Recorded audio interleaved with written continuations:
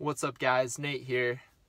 I'm about to share with you guys my story of how I had to pay 10 grand to the IRS because I didn't follow these tips that I'm going to share with you.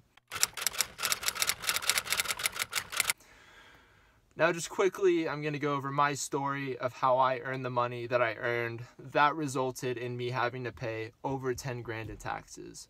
So I owned an accessory company that imported products from China. So it was basically like a drop shipping business, but just minus the drop, and just a shipping business, because I would get products from China, branded products. You know, branding is very important, and I'm sure I'll be making videos on that. But I got branded products from China and sold them at a very high markup. So mainly what I sold was pins and patches, and those have an extremely high markup. Like, you can buy 100 pins and like they're gonna be like 50 cents each, and you can sell these things for like $10. It's ridiculous. The market is insane. Not quite where it was when I started, but nonetheless, insane markup. Same thing with patches as well. So when I really started to be successful with this business was at the beginning of 2016, like the very beginning. In the first 4 months, that was when I really started to see a lot of income.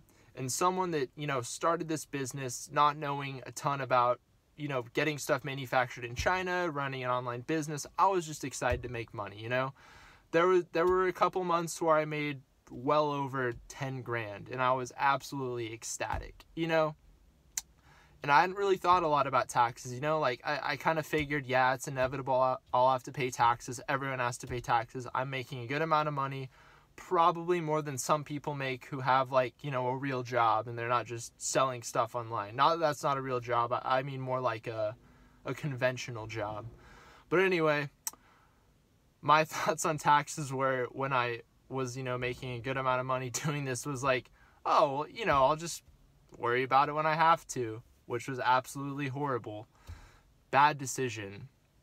Now, thankfully, I do save pretty much all the money that I make. I don't really care about, Louis Vuitton or like having like a $200,000 car. So, thankfully I saved money. And when it came time for tax season, I had money to give up.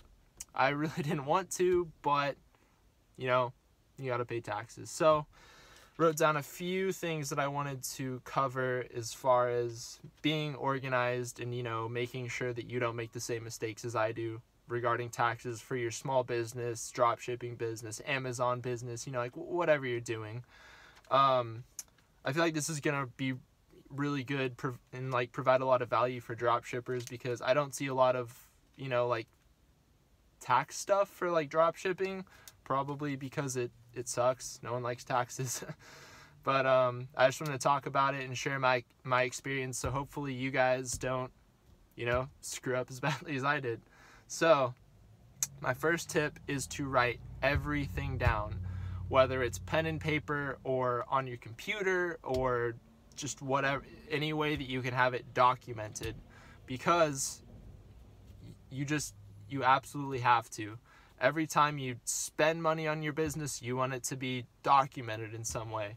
Because if you don't, at the end of the year, you're going to be scrambling. And let me tell you, it's not fun. Can you do it? Yeah, of course you can. Yeah, but why would you want to? You just want to make it as easy as you possibly can on yourself. So what I would do is, every time, any sort of transaction really, with your business, it needs to be documented in some way. Thankfully, we do live in the information age, I guess, or technology age, so pretty much everything has a paper trail, so that's really cool. So let's say you spend money online for your business, it's pretty much written down, because it's electronic. But you do want to have it organized and, written down somewhere, so you know exactly how much you're spending every month, how much you're making every month, what's profit, what's not, what your gross income is, what you're actually, netting. So that's the first tip on the list. The next one is know what you make every month. And this sounds super obvious, and I I kind of knew how much I was making every month because, you know, I could go on PayPal and, you know, like other sources, you know, like where I was like receiving money. But one thing I really didn't do that I wish I would have done is like figure out how much of it was actual profit, because, you know, I was just looking at my gross. So let's say like I make 12 grand in a month. Cool. Like, you know, like how much am I actually making now? I could have spent 10 grand on advertising and product, you know? So that's one thing that I would do differently. So you need to know how much exactly you're making every month. So for example, like I was saying, let's say you know, check your PayPal or, you know, wherever most of your money is coming in from, you know, just your income source. Check it and see how much you made from, you know, like let's say January 1st to February 1st. And let's say it's 12 grand.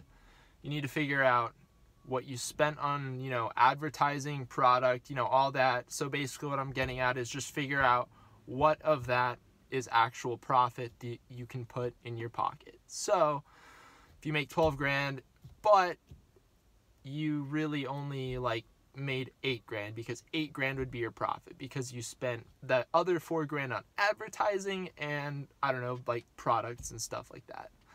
So what you want to do is take the 8 grand that's actual profit and set aside 20 to 30% of it. And you can do this every month or you can do it quarterly. I've been doing it every month just because it's easier for me. And, you know, I kind of had a bad experience with taxes. So that's just how I'm doing it this year. And lastly on the list, I would say this kind of goes without saying and kind of ties both of these points together, but be organized. Like, my computer used to be an absolute mess. It's still somewhat of a mess. It's more organized than it was even 3 months ago, but be very organized, because when it comes down to tax season, you want to, you know, have a breakdown for every quarter, every month, you know, like whatever is the easiest for you, how much you made, you know, your expenses. So just know like what your actual profit was every month and for the entire year. And as long as you're setting aside money every month or every quarter, you're going to be absolutely fine.